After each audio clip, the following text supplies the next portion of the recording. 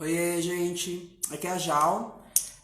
A gente vai começar o Festival Uma. Estamos dando início. Para quem não sabe, está entrando agora no festival. O Festival Uma trata-se de um projeto feito somente por mulheres. 80% dessas mulheres, mulheres pretas, das artes, da cultura de uma maneira geral.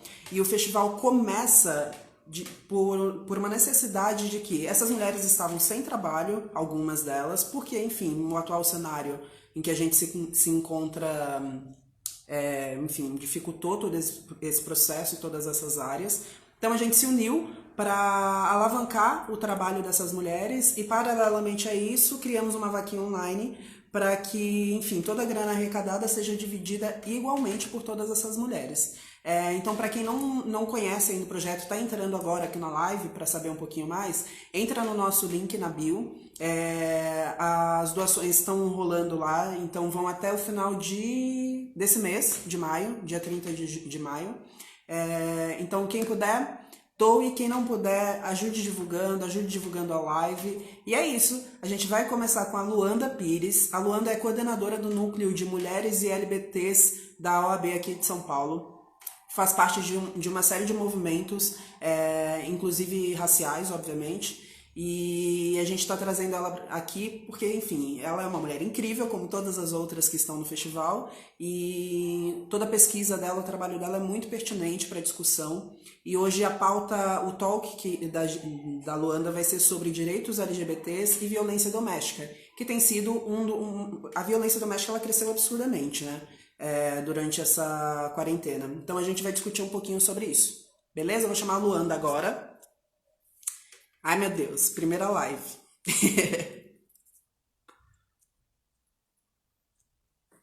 Né? Oi, lindezas! Acabei de ver a Ju. Oi, Elo! Olá! Tudo bem? Tudo bem, e você? Ai, Tudo que bem, tava te maravilha! apresentando aqui. Apresentei certinho? Claro, claro. Muito obrigada pelo maravilhosa. Mas é mesmo, uai. Somos Me conta um todas. pouco, ou melhor, conta um pouco primeiro da sua trajetória, para que as pessoas conheçam um pouco mais de você, e aí a gente já começa a falar sobre a pauta. Tá bom. Eu sou advogada, né? Eu trabalho com a população LGBT, enfim, por ser LGBT há muito tempo, mas dentro da Comissão da Diversidade Sexual e de Gênero, a gente está trabalhando tem um ano e pouquinho, desde que essa nova gestão da OAB São Paulo tomou posse. A presidenta da comissão, a Marina Ganzaroli, minha super parceira.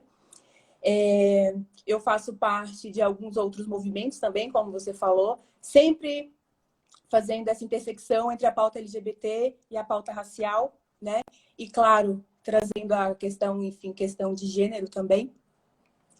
E eu faço parte, enfim, de movimentos ligados sempre a essa pauta. Gênero, os LGBTs e a pauta racial. Eu faço parte também da Comissão da Mulher Advogada, a gente trabalha a parte LGBT, LBT lá dentro, a Comissão da Igualdade Racial também. Eu tô na Associação das Mulheres em Carreira Jurídica também, trazendo sempre essa pauta, que é a... Ah, legal. E há quanto tempo você está nisso, Lu? Com esse trabalho? Há quantos fazem, anos? fazem alguns anos, né? Agora, dentro da comissão, eu tô há um ano e meio, mais ou menos. Tá. Veio junto com essa gestão. Agora, sapatão, né, amor? A gente tá à vida, né? Amo! Tem uma vida. Só no corre.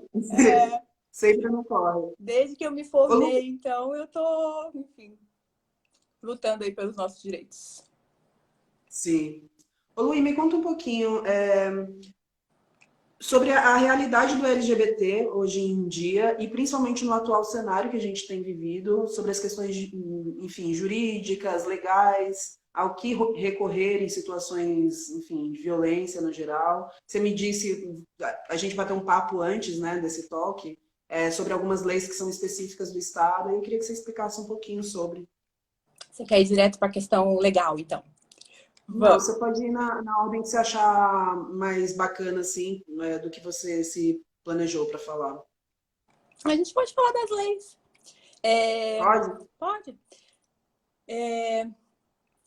A nossa população ela é muito marginalizada, né? Nós somos hoje, infelizmente, o país que mais mata mulheres transexuais no mundo, né? Mulheres travestis e transexuais. É uma população Mas extremamente também o que mais consome pornô, né? pornografia, para gente ter noção do quão nós somos hipócritas, né?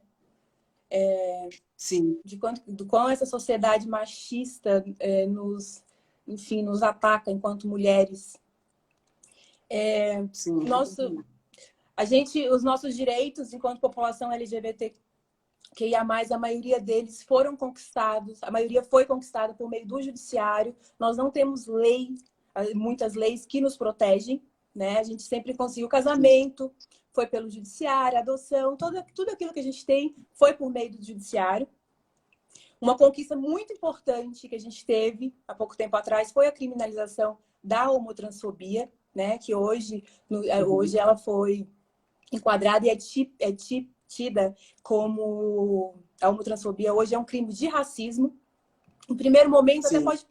pode parecer estranho a questão de tratar a homotransfobia como crime de racismo, mas a gente conseguiu chegar na criminalização por essa via, porque a própria Constituição Federal e a Lei Antirracismo, elas separam os conceitos de raça e cor. E o próprio STF, né, que foi quem julgou as ações e criminalizou a homotransfobia, ele tinha firmado entendimento em um processo anterior, no sentido que não se pode considerar raça e racismo apenas pelo critério biológico, ou seja, pela cor da pele, mas sim pelo conceito político-social. O que é esse conceito político-social? É onde temos racismo como a inferiorização de um grupo em relação a outro. Entendeu? A gente conseguiu a criminalização, né, por meio dessa tese do querido Pauliotti, meu grande amigo, um beijo para ele. Então, a gente conseguiu aí a criminalização nesse sentido. Então, hoje a homotransfobia é crime e é tida como um crime de racismo. Nós temos muito a caminhar para que a gente consiga aplicar de forma tranquila, né, a homotransfobia, porque a gente já enfrenta diversos problemas com relação à aplicação dela aos casos concretos. Primeiro porque a vítima de homotransfobia, ela já, logo na hora de lavrar o boletim de ocorrência, ela já sofre inúmeros questionamentos, porque nós não temos uma polícia treinada, né? Então, é muito complicado. Constrangimentos absurdos, né? Desculpa, não te ouvi?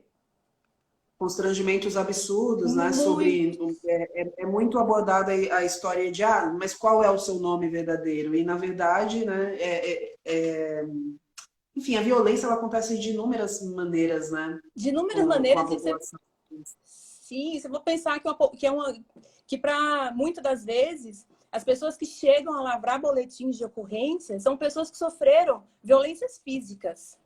Porque nós já somos tão subjugados, e a gente já sofre tanto violência moral, que a gente não vai. É muito difícil essas pessoas chegarem a lavrar o boletim de ocorrência.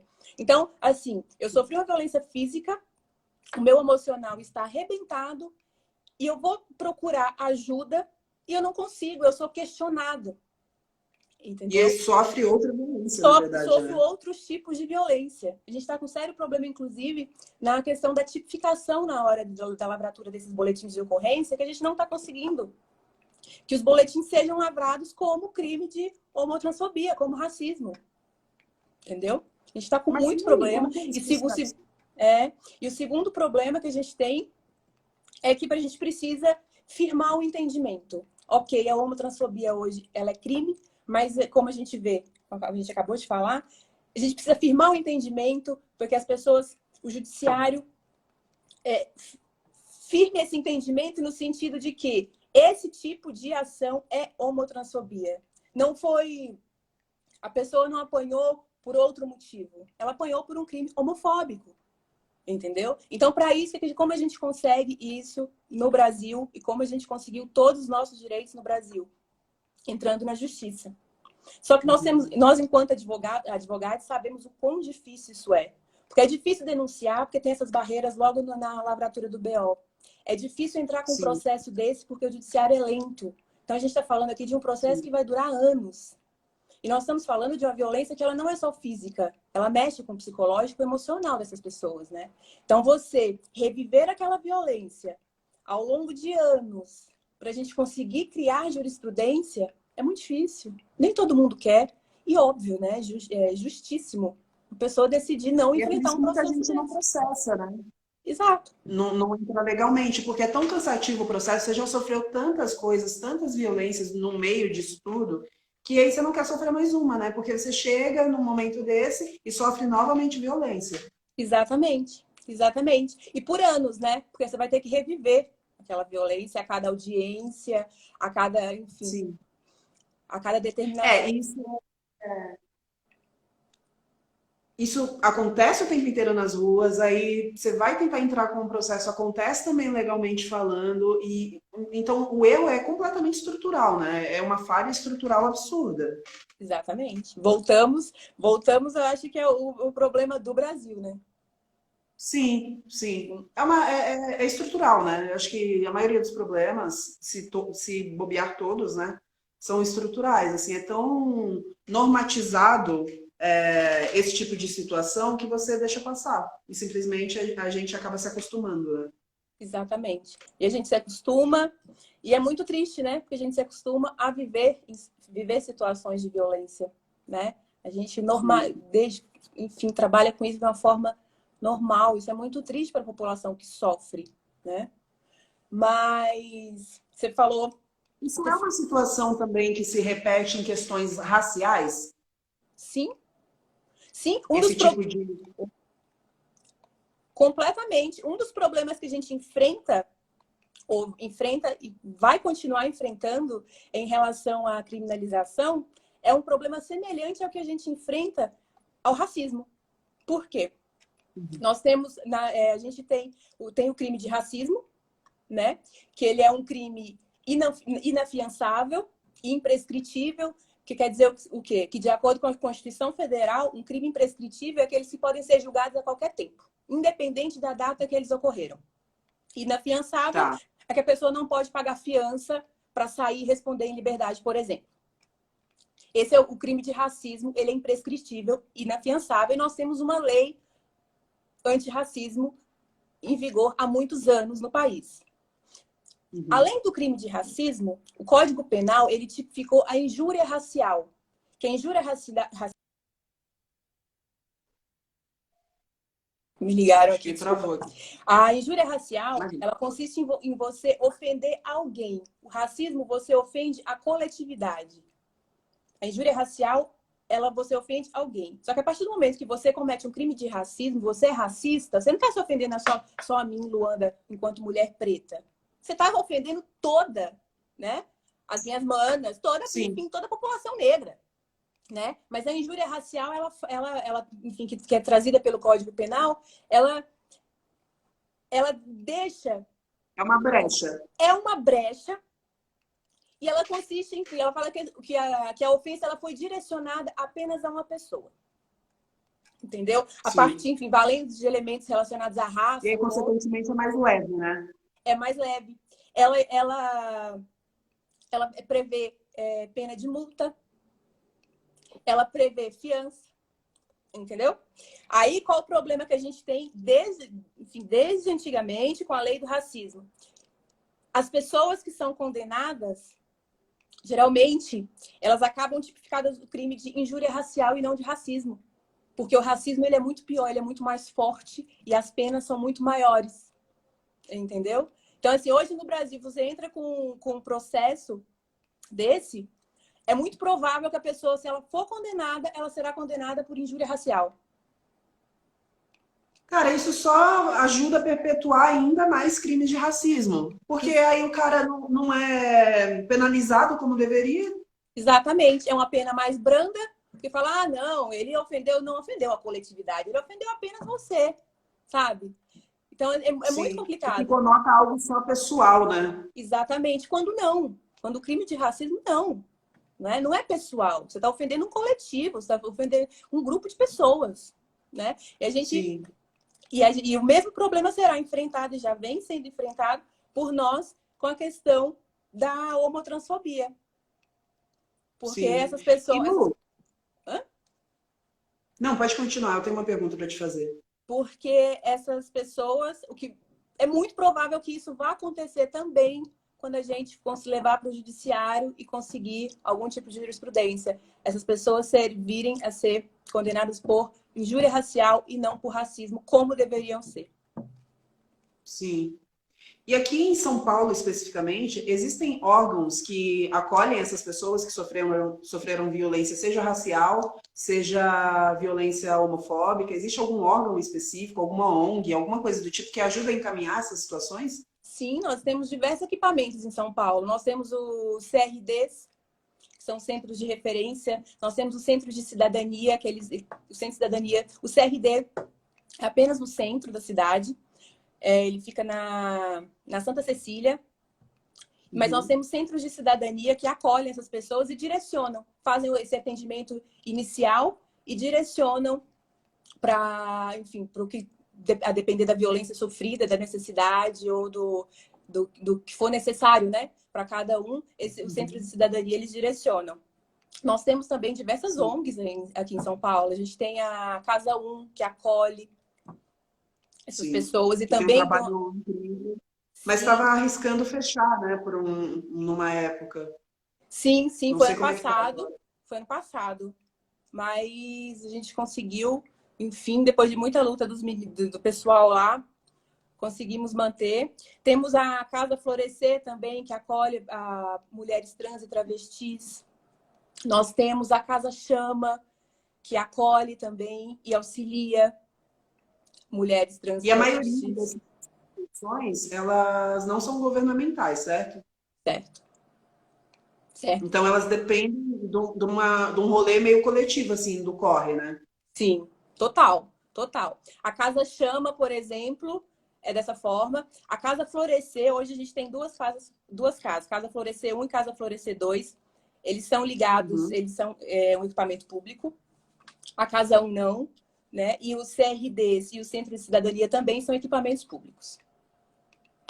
Sim, Mas o que a gente o que tem mais forte são os movimentos, né? É a união dos movimentos para ajudar sim. a nossa Coletividade. população. A gente É, meio o corre da gente, né? exato, somos nós por nós. Sim. Essa é a E grande. Lu, uma outra questão que é extremamente importante, principalmente no cenário em que a gente tem vivido, enfim, de quarentena, né? Todo mundo enclausurado em casa. E existe uma coisa que eu tenho tomado muito cuidado para falar com a história do fique em casa, porque essa não é uma realidade possível para todo mundo, né? Ficar em casa. Não só por uma questão de trabalho, mas por questões de eu não sei em que situação essa pessoa está em casa, né? Ela Sim, está. Tanto é que você pode falar melhor sobre isso, os números de violência doméstica aumentaram absurdamente, né? muito, muito. Enfim, a nossa sociedade, nós enquanto mulheres, a gente sofre violência de gênero o tempo todo, né? A violência, a violência doméstica e familiar, ela sempre foi um problema muito grande, né? O Sim. número de feminicídios no Brasil, ele só cresce, né? Feminicídio, para quem não sabe, é o assassinato de mulheres em razão do gênero, por serem mulheres. E o isolamento tem impactado de uma forma muito perversa na vida dessas mulheres que já sofriam violência doméstica e familiar e daquelas que não sofriam e passaram a sofrer, né? Sim. Tem crescido muito com a pandemia. Isso não é um fenômeno do Brasil. Tá no mundo inteiro, a violência doméstica tem crescido assim de forma muito grande. Tanto é que a ONU Mulheres tem chamado o fenômeno de pandemia invisível. Porque é um problema mundial. Alguns países, inclusive, têm criado maneiras, assim, subterfúgio das mulheres quando conseguem sair um pouco da casa, do isolamento, de pedir ajuda de outras formas, porque tá um fenômeno. Realmente é uma pandemia invisível, né? E Sim. outros E não países. se fala, né? Sei lá, você liga no jornal, os caras não falam isso. Alguma amiga comentou que a pauta era no Jornal Nacional, sei lá Deus que dia, o que fazer em casa de receita. E tem inúmeras questões, pautas importantíssimas para se falar, essa é uma delas. Como a violência doméstica cresceu no atual cenário, e não se fala sobre isso. Sim, sim. E, a, Né? e, o, E e como se uma, proteger também, né? exato. A quem recorrer. E um fato muito preocupante é que à medida que cresce a violência doméstica e familiar nesse período que a gente está de calamidade pública e pandemia, o número de denúncias cai. Por quê? Tudo isso em razão da dificuldade que essas mulheres estão encontrando de pedir ajuda, de procurar ajuda, já que o agressor está sempre por perto e tem um controle muito maior sobre a vida delas. Normalmente essas denúncias, né, de violência doméstica e familiar, elas ocorrem quando? Como quando o agressor sai para trabalhar, os filhos vão para a escola, aí as mulheres ficam sozinhas e conseguem, enfim, denunciar, pedir ajuda. O que com o isolamento não está acontecendo, né? Mas Sim, porque você tem que ficar em casa, muitas vezes você não tem para onde ir, você só tem aquela residência para ficar, e aí, né? E às vezes, uma coisa muito recorrente é que nem sempre a família acredita, né, que estão havendo as agressões. é muito difícil, né? É a mesma coisa da que a gente estava conversando a respeito da violência contra LGBTs. A mulher, ela é questionada, né? Mas você fez isso? Por que que você fez aquilo? Não sei, a culpa não foi sua? A gente tem que entender que a É uma culpa pergunta nunca é da vítima. isso, né? É muito complicado, é muito complicado. A violência de gênero, ela não é simples, né? E ela vem de todos os lados. Então, assim, uma pessoa que está sofrendo violência dentro de casa, ela vai denunciar, vai procurar ajuda com família e ela é questionada, ela é violentada novamente, né? Sim. E é muito complicado. Mas a gente aqui em São Paulo, a gente tem tido uns avanços muito importantes nesse período de pandemia. Além dos canais de atendimento telefônicos que já existem para denúncia e procura de ajuda, para essas mulheres, que a gente tem a Uhum. central de atendimento à mulher, que é o Disque 180, que você pode, inclusive, a mulher pode ligar, inclusive, falar, relatar os abusos e pedir ajuda. A gente tem o Disque Direitos Humanos, que é o Disque 100, que Tá. esse Disque 100 também, ele pode ser utilizado pela população LGBTQIA+, que está sofrendo homotransfobia, tá? A gente tem a central da Polícia Militar, que é o 190, essas mulheres podem ligar para o 190. Nós temos a central do SAMU, que é 192, também pode ser utilizada para isso. E agora foi implantado em São Paulo, em razão desse período de isolamento, a possibilidade da lavratura do boletim de ocorrência de forma online pelo site da Polícia Civil. Então, a mulher que está sofrendo violência doméstica pode entrar no site da Polícia Civil e solicitar ajuda, tá? E Sim. mais, isso eu achei super legal para agilizar o processo. Na hora de lavrar o boletim de ocorrência e fazer a solicitação da medida protetiva de urgência, né, para retirar esse agressor de casa, de perto, enfim, ela pode requerer que ela receba as intimações a respeito dessas medidas protetivas, da concessão ou não, pelo WhatsApp. Basta que ela faça a opção na hora do boletim de ocorrência, deixe o número de telefone, que ela será informada por WhatsApp sobre o deferimento ou não dessa medida. Da mesma Sim.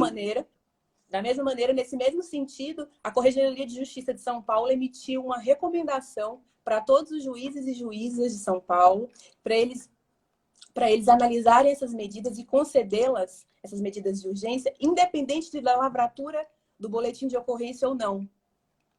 Entende? Porque antes, para facilitar, né, para agilizar. E apesar dos fóruns Sim. estarem fechados também, a apreciação dessas medidas tem sido feita de forma remota, está funcionando super bem. As mulheres podem procurar todos essas centrais de atendimento que eu citei e o site da É o Polícia Disque Civil. 100, né, Lu? Só para a gente repetir, quem precisar anotar, o Disque 100 é para direitos humanos, né? Isso. No O, geral, mas a população LGBT como um todo, enfim, mulheres, homens, enfim, podem ligar, certo? sim, Diz que 180 ele é para violência doméstica? isso. O 180 é a central de atendimento à mulher. Ah, tá. Central de atendimento à mulher, fora os outros canais, tipo, como 190 da polícia, 192, né? Isso, e o 192 do Do SAMU. Elas podem ligar. legal. Também. É Tá. importante lembrar, Val, que as denúncias a esses canais de atendimento telefônico, elas podem ser realizadas pela própria vítima ou por qualquer pessoa que tiver presenciado ou tenha conhecimento do fato. Isso é muito importante, porque as vítimas, elas estão sofrendo, elas estão com dificuldade de realizar essas denúncias. Então, se a gente sabe, é um vizinho que você ouviu alguma coisa, família, está acontecendo isso, você pode ligar e denunciar. Tá? Tá. Outra coisa que é muito importante lembrar também é que a Lei Maria da Penha, que dispõe sobre a violência doméstica, a Lei Maria da Penha, que dispõe sobre a violência doméstica, ela não ampara apenas mulheres vítimas de relacionamentos heterossexuais. Ela protege também de forma expressa mulheres lésbicas. Porque foi reconhecido que mulheres em relacionamento com outras mulheres podem sim ser sujeito ativo de violência doméstica, ou seja, elas podem sim ser agressoras. Então, a Lei Maria da Penha, ela vem protegendo essas mulheres de forma expressa e de forma extensiva, ela também protege casais homossexuais. O que quer dizer que a população LGBT também pode fazer uso de todos esses canais que a gente acabou de comentar quando forem vítimas de violência doméstica e familiar. Isso é muito, muito importante. É um baita de um avanço, mas eu tenho uma grande questão que eu estava comentando até com uma amiga ontem. Eu acho que ela está até aqui assistindo a live, a Joaquina. Ela comentou sobre em situações em que não é uma agressão feita por um cônjuge. A Lei Maria da Penha defende a mulher ou não? A Lei Maria da Penha ela só defende violência no que diz respeito a cônjuges. Desde que a Lei Maria da Penha, ela protege relacionamentos familiares e íntimos. Não precisa ser necessariamente casado. Pode ser uma pessoa com que você mantém um relacionamento.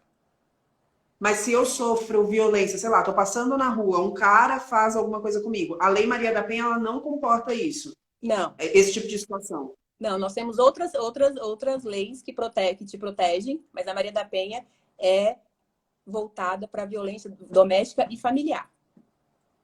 Sim. Teve uma coisa que você comentou comigo sobre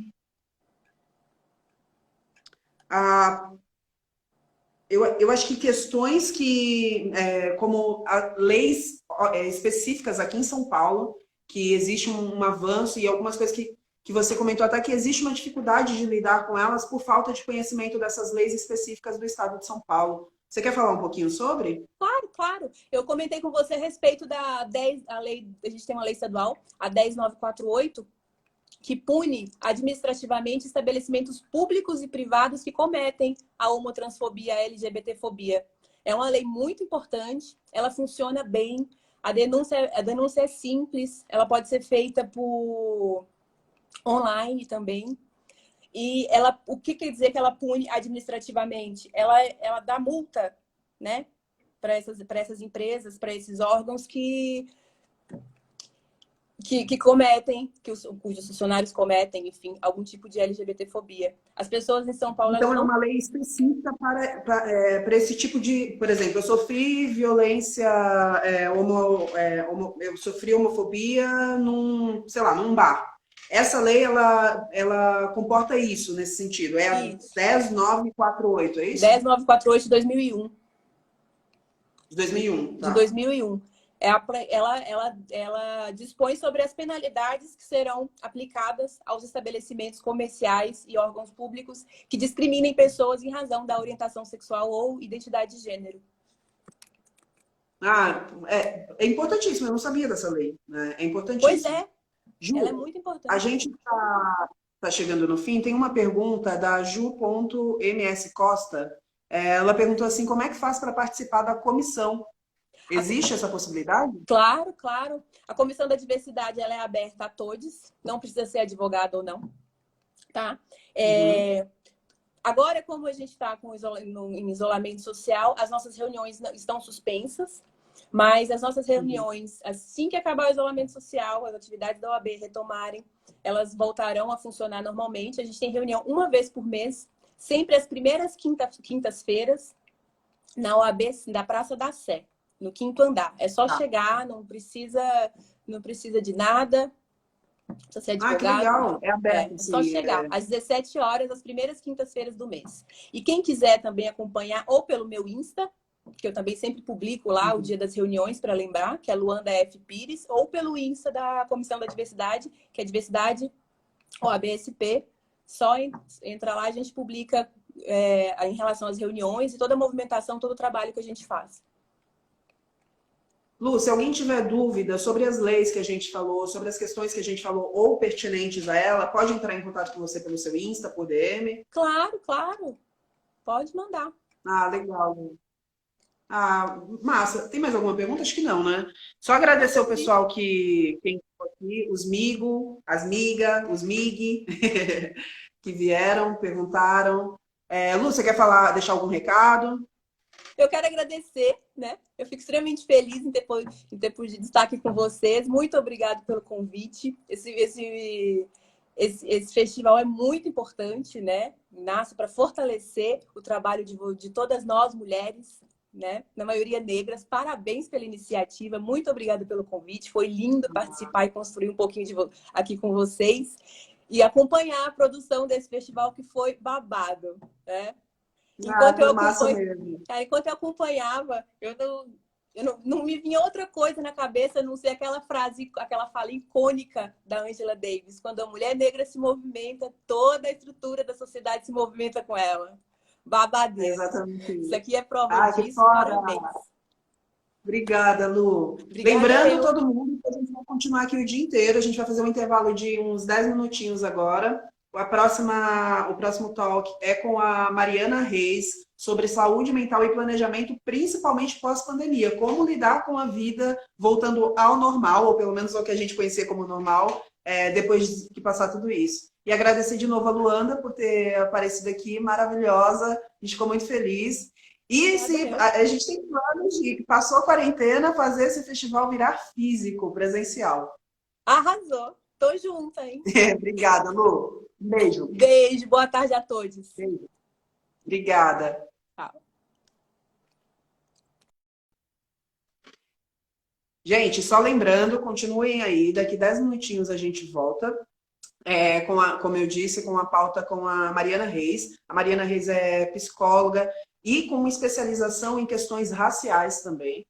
Então vai ser importantíssimo a gente conversar, trazer essa pauta para cá. Já a gente chama a Mari. Eu vou dar uma pausa aqui na live, mas a gente volta daqui acho que uns 5 minutos, na verdade. Quem tiver dúvida, já prepara a mão aí, já começa a digitar. Já a gente está aqui de volta, tá bom? Eu vou ver se eu consigo salvar essa live. Beleza? Beijo. Não, pera.